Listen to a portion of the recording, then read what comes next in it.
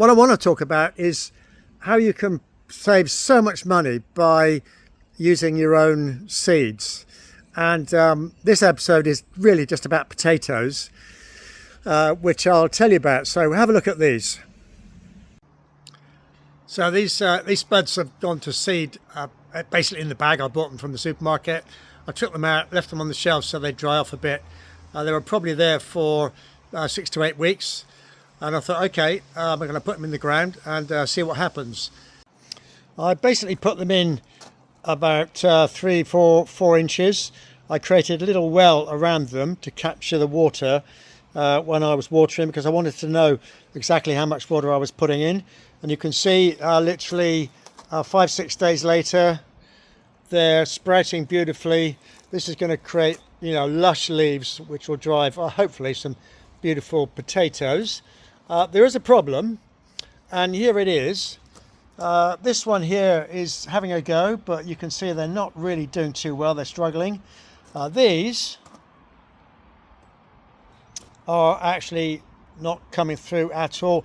I suspect they won't come through, but we'll see. The difference is some of them were available to be sprayed with the sprinkler. I use a sprinkler to save time. I leave it on for about 15 minutes.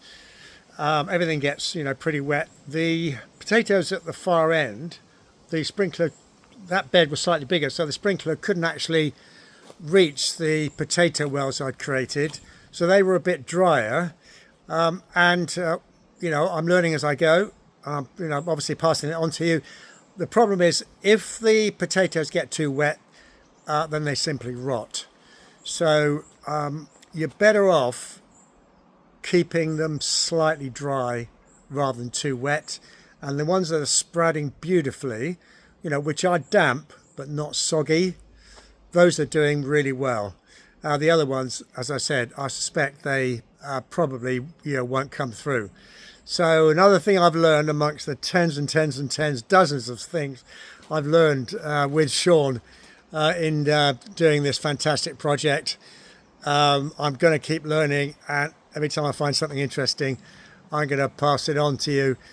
What I have discovered is that some of the stuff that you're told you can't do, like you can't use the broad beans, you can't use the runner beans that you've had for 5 years sitting dry in your cupboard. You actually can.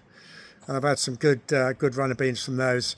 Some other interesting things about tomatoes, which I'll tell you next time. Bye for now.